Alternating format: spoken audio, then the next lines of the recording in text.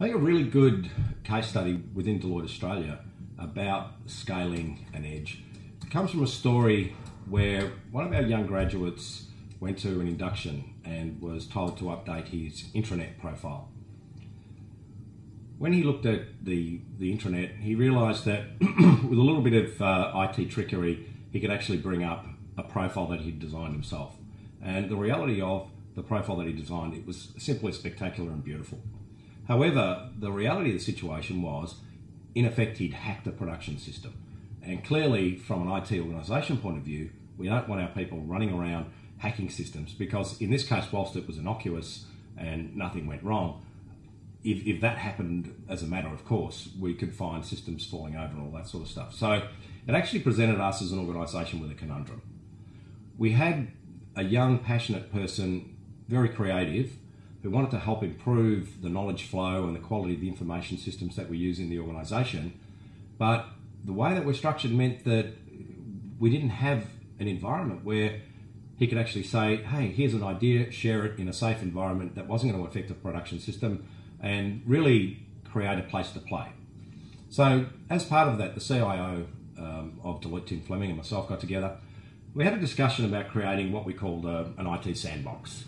Or, as we see oftentimes with external development communities, it's a bit like the Apple Developer Network or any of the large, or the Android Developer Network, and there's a whole raft of YouTube's got APIs where people can develop stuff. So we said, how about doing that with our internal systems? So what we did is we got a number of our people, including the evil hacker, in fact the white hacker, to get together and say, how would you guys, who often work in open source communities or get involved in open development communities, how would you set something like that up internally within Deloitte? The guys then came back to me and said, well, what sort of budget have we got? And I said, well, why don't we start with a budget of zero? If we look out there, there's a whole raft of open source tools that you guys use in your in your bedroom at night when you're playing around developing your own stuff. Why don't we bring some of those tools into the place? So things like GitHub and Linux and PHP and WordPress for forums and blogs, a whole raft of free tools that we could glue together to create this environment.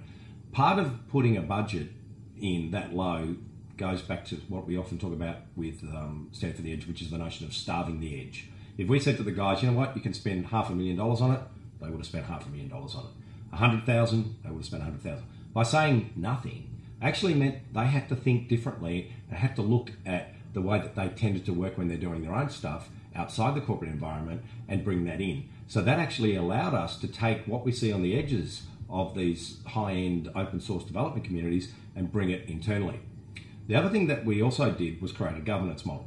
And the key part about the governance model was to ensure that not only were the people who were capable of doing the development and design and that sort of work, we're also working with our IT guys who could actually make sure that if something did come through that was likely to become a production system, that we could actually monitor it and actually get it ready for production and deploy it to the whole firm. So rather than having a sort of whole raft of individual skunkworks programs, we have the sandbox where people can play.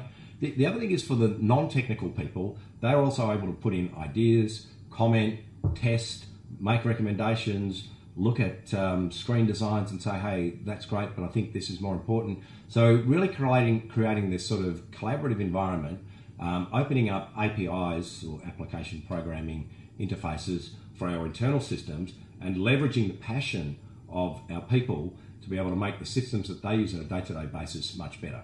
Now, Deloitte's in a good position because we've got more than 5,000 people in Australia, and within that 5,000 people, there's probably something like up to 1,000 people who have some level of development or design skills across the board, across all parts of the firm. We've got the Deloitte Digital business, which is just a high-end mobile web dev business that's been around for a long time. So we've got this real strong core competency that allows us to all get together and collaborate. The way that the model will work is it's going to be based on discretionary effort. So if people find that a system that they're using, they don't like it or they think they could make it better, they can share that, they can form little teams, and they can actually come up and do stuff. And as I say, if something does look as though it is going to scale or there's a huge reaction to people saying, hey, we really want to use that, we'll roll it into the destined for production model and make sure that when it's provisioned, that it's stable and robust. So I think it's a really interesting twist on innovation where historically, what we would often do would be getting ideas from our staff and approving them and funding them and turning into projects. This actually allows innovation to flourish on its own behalf, and people who are passionate and interested in ideas and working on the basis of sort of what we call a do-ocracy. Hey, what you do is how you earn your merit, which is what we see in open source communities, and saying, okay, there's a huge potential benefit for the firm, because again, if our end users who are using the systems can make them better, it gives us a platform for innovation and gets our people involved in this sort of notion of continuous improvement, breakthrough innovation as part of our everyday life.